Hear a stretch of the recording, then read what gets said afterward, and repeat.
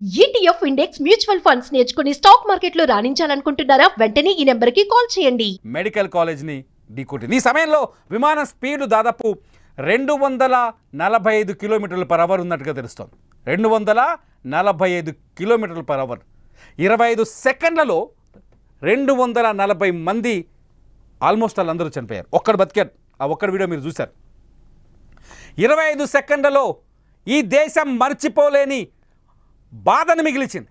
25 సెకండ్లలో మృత్యువు విలయ తాండవం చేసింది. 25 సెకండ్లలో 240 ఇప్పటికున్న అధికారిక కౌంట్ అయితే 204 మంది బూడిదైపోయారు ఖాళీ. ఇందులో విజయ్ రూపానీ, గుజరాత్ మాజీ ముఖ్యమంత్రి విజయ్ రూపానీ కూడా ఉన్నారు కాలిపోయిన వాళ్ళలో. అలాగే 22 మంది మెడికో స్టూడెంట్స్ ఉన్నారు. ఈ 22 మంది బీజే మెడికల్ కాలేజీలో డాక్టర్ చదువుతున్నారు. హాస్టల్లో మధ్యాహ్నం 1 గంట కదా, హాస్టల్లో భోజనం కోసం వచ్చారు. ప్లేట్లలో అన్నం అలా ఉండగానే విమానం రూపంలో మృత్యువు దూసుకొచ్చింది. వాళ్ళ ప్రాణాలు బలి తీసుకుంది. ఈ వీడియో చూస్తుంటే ఎవరికైనా గుండె రగిలిపోతుంది. నిజంగా విమాన ప్రయాణం ఇంత ప్రమాదకరంగా ఉంటుందా?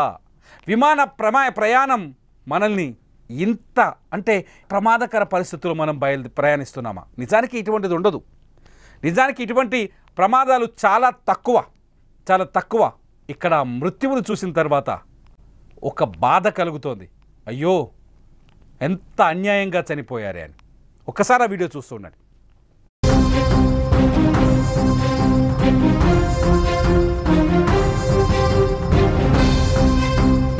మీరు స్క్రీన్ పైన ఇంకొక బ్రేకింగ్ వీడియో చూస్తారు. ఈ బ్రేకింగ్ న్యూస్లో ముఖ్యంగా ఉన్నది ఏంటంటే, ఈ విమానం 2 గంటల ముందు ఢిల్లీ నుంచి అహ్మదాబాద్ వచ్చింది.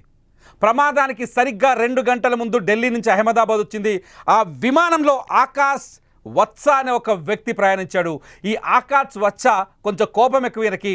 విమానంలో సౌకర్యాలు సరిగ్గా లేవని చెప్పేసి అందులో ఉన్న సౌకర్యాల లేమిపైన ఒక వీడియో రికార్డ్ చేశాడు. ఒకటి కాదు, దాదాపు 2-3 వీడియోలు రికార్డ్ చేశాడు. అందులో ఉన్న ఏసీ పనిచేయట్లేదు, లైట్లు పనిచేయట్లేదు, స్క్రీన్ పనిచేయట్లేదు, విమానం రూట్ మ్యాప్ పనిచేయట్లేదు, ఏ డేటా లేదు, వరస్ట్ ఫ్లైట్ అంటూ ఆయన ఒక వీడియోలు కొన్ని ఆయన మాట్లాడుతూ ఆయన కొన్ని వీడియోలు రికార్డ్ చేశారు. ఒకసారి ఆ వీడియోలో ఆయన ఏం మాట్లాడినో వినండి. And as usual, the in-flight entertainment is not working. Leave in-flight entertainment. Calicut to landing stations. If I talk about this light, it is also not working. If I press this cabin crew button, it's not working either. Nothing is working. Nothing at all. And as usual, the in-flight entertainment is not working. Leave in-flight entertainment. Calicut to landing stations. If I talk about ఇదే విమానం ఇప్పుడు ఏదైతే Ahmedabad airport బయట కుప్ప కూలిపోయిందో, ఇదే విమానంలో 2 గంటల ముందు ఢిల్లీ నుంచి అహ్మదాబాద్కు ప్రయాణించాడు ఈయన ఆకాష్ వత్స. అందులో సౌకర్యాల లేమి, విమానంలో ఎవరు పట్టించుకోని విధానం, విమానాన్ని నిర్లక్ష్యంగా వదిలేయటం, ఇటువంటి అంశాలన్నీ ప్రస్తావిస్తూ కొన్ని వీడియోలు రికార్డ్ చేశాడు. దీన్ని సోషల్ మీడియాలో పోస్ట్ చేయడానికి రికార్డ్ చేశాడు. ఎప్పుడైతే అహ్మదాబాద్లో ఈ విమానం కుప్ప కూలిపోయిందో అప్పుడు చాలా బాధతో తన ట్విట్టర్ అకౌంట్లో ఈ వీడియోను పోస్ట్ చేస్తూ, డామిట్ ఈ ఫ్లైట్లో 2 గంటల ముందు నేను వచ్చాను అహ్మదాబాద్లో. నిజంగా అదృష్టవంతుడు. 2 గంటల ముందు వచ్చాను నేను అహ్మదాబాద్కి ఢిల్లీ నుంచి. ఇందులో ఏ సౌకర్యాలు సరిగ్గా లేవని అక్కడ ఉన్న టాటా వాళ్ళకి, ఎవరైతే ఇది టాటా కంపెనీకి చెందిన ఎయిర్ ఇండియా విమానం టాటా ఆక్యుపై చేసింది, ఎయిర్ ఇండియా వాళ్ళకి ఫిర్యాదు చేయడానికి ప్రయత్నించాడు. ఈలోపే విమానం నేలకూలిపోయింది. 2 బాక్స్లో చూస్తున్నాం. ఒక దాంట్లో విమానం లోపలి విజువల్, రెండోది విమానం వెలుపలి వీడియో. విమానం లోపలి వీడియో ఒకవైపు చూస్తున్నాం, విమానం వెలుపలి వీడియో ఒకవైపు చూస్తున్నాం. విమానం లోపలి వీడియో 2 గంటల ముందు ఈ బోయింగ్ విమానంలోనే రికార్డ్ చేయబడిన వీడియో. రెండోది లండన్ బయలుదేరే ముందు కుప్ప కూలిపోయిన ఇదే బోయింగ్ విమానం.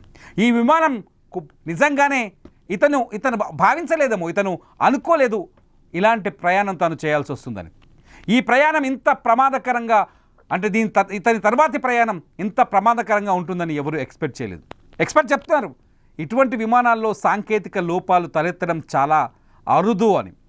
కానీ విమానం లోపలనే ఏసీ లేదు, కనీసం స్క్రీన్ పనిచేయట్లేదు, పట్టించుకోవట్లేదు, ఎవరు ఆ లైట్లు సరిగా పనిచేయట్లేదు, అక్కడున్న ప్రయాణికులు చాలామంది ఇబ్బంది పడుతున్న వీడియోలు కూడా ఉన్నాయి. ఆయన రికార్డ్ చేశాడు ప్రయాణికులు ఇబ్బంది పడుతున్న వీడియోని. కట్ చేసే అదే విమానం సరిగ్గా 2 గంటలు ఆకాష్ వత్స ఈ వీడియోని రికార్డ్ చేసిన 2 గంటల తర్వాత అదే విమానం అహ్మదాబాద్ ఎయిర్పోర్ట్లో ఎగిరి సరిగ్గా 25 సెకండ్లో కుప్పకూలి పేలిపోయింది. 2 వీడియోస్లో చూస్తే మీకు అర్థమవుతుంది సిచ్యువేషన్ ఎంత హారిబుల్గా ఉందో. మీరు ఆలోచించండి, ఒక్కసారి మీరు ఇలాంటి ఫ్లైట్లో ఉన్నప్పుడు ఏముంటుంది, ఏం జరిగి ఉండేది? ఈ ఫ్లైట్లో మీరే ఉంటే ఏంటి సంగతి? ఈ ఫ్లైట్లో మీరే ఉంటే ఏం జరిగేది? ఒక్కసారి ఆలోచించండి. నిజంగా ఇక్కడ నిర్లక్ష్యం ఉందా?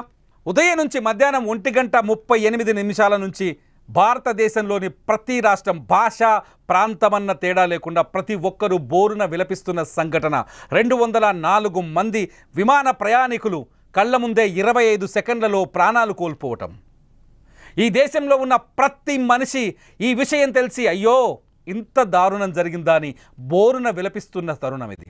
ఈ విమాన ప్రమాదానికి గల కారణాలు వాళ్ళకి తెలియదు. ఎందుకు ఈ నేల కూలిందో ఎవరికీ తెలియదు. బ్లాక్ బాక్స్ వచ్చే వరకు, కాక్పిట్ వాయిస్ వినే వరకు ఈ విమాన ప్రమాదానికి గల కారణాలు బయటకు వచ్చే అవకాశం లేదు. కానీ విమానానికి ప్రారంభానికి ముందు ఇది ఢిల్లీ నుంచి అహ్మదాబాద్ వచ్చేటప్పుడు ఇందులో కొన్ని ఇంటర్నల్గా ఇది క్యాబిన్ లోపల సమస్యలు, క్యాబిన్ లోపల ఇటువంటి సమస్యలు ఉన్నట్టుగా ఆ వ్యక్తి ఆకాష్ వత్స చేసిన వీడియో ద్వారా మనకు అర్థమవుతుంది. అంటే నిర్లక్ష్యం ఉందా? నాకు అర్థం కావట్లేదు. నిర్లక్ష్యం ఉందా? దీన్ని నిర్లక్ష్యం అనొచ్చా? నిర్లక్ష్యం అనే అవకాశం ఉందా? ఎంతవరకు నిర్లక్ష్యం అనొచ్చు? ఈ వీడియో చూస్తున్న మీరు దీన్ని ఏమంటారో ఒకసారి కామెంట్ చేయండి. నిర్లక్ష్యం అనొచ్చా? బాధగా ఉంది, ఎందుకంటే చనిపోయింది 240 మంది అమాయకులు కదా. లండన్లో తమ వాళ్ళని కలిసేందుకు ఆతృతగా బయలుదేరిన మనుషులు కదా. 53 మంది బ్రిటిషర్లు ఉన్నారు. వీళ్ళంతా గుజరాత్కు వచ్చి ఈ ప్రాంతాన్ని, భారతదేశాన్ని ఎంతో గౌరవించి భారతదేశంలో ఎన్నో జ్ఞాపకాలని మోసుకొని ఫ్లైట్ ఎక్కారు. ఆ జ్ఞాపకాలు తమ స్వస్థలానికి తీసుకువెళ్ళక ముందే నేల కూలిపోయారు. 169 మంది ఇండియన్స్ ఉన్నారు. ఒక్కొక్కరి కథ చదువుతుంటే నిజంగా కన్నీళ్ళు వస్తున్నాయి. రాజస్థాన్కి సంబంధించిన ఒక మహిళ, ఆమె పేరు ఖుష్బూ, కొద్ది రోజుల క్రితమే పెళ్లి చేసుకుంది రాజస్థాన్ నుంచి. ఈ ఖుష్బూ కొద్ది రోజుల క్రితమే పెళ్లి చేసుకుంది. ఈ మహిళ ఈ ఫ్లైట్ ఎక్కింది. భర్త లండన్లో ఉన్నత విద్య చదువుతున్నాడు. లండన్కి వెళ్ళి భర్తతో కలవాలనుకుంది.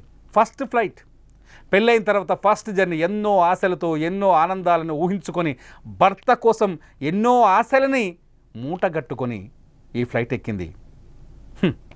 కానీ ఆమె అనుకున్న గమ్యంలో ల్యాండ్ కాలేకపోయింది, ప్రాణాలు కోల్పోయింది. Same scene. ఇద్దరు ఇంగ్లీష్ వాళ్ళు, బ్రిటిషర్స్, కొద్ది రోజుల క్రితం ఇండియాకు వచ్చారు. ఇక్కడ టూరిజాన్ని ఎంజాయ్ చేయడం కోసం వచ్చారు. ఇద్దరు బ్రిటిషర్స్ కొద్ది రోజుల క్రితం ఇండియాలో టూరిజాన్ని ఎంజాయ్ చేయడానికి వచ్చారు. ఆ ఇద్దరు గుజరాత్లో అనేక ప్రాంతాలు తిరిగి భారతదేశం మీద ఎంతో ప్రేమను, అభిమానాన్ని పెంచుకున్నారు.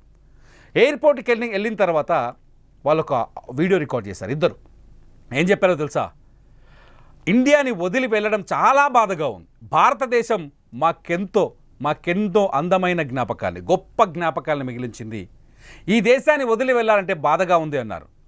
అంతేకాదు ఇంకో మాట కూడా చెప్పారు, this is last night in India అని చెప్పలేకపోయారు. This is last night, goodbye India అన్నారు. వాళ్ళ మాటల్లో చెప్పినట్టుగానే ఆ వీడియోలో చెప్పినట్టుగానే లాస్ట్ జర్నీ అయింది వాళ్ళ లైఫ్లో, లాస్ట్ నైట్ అయింది.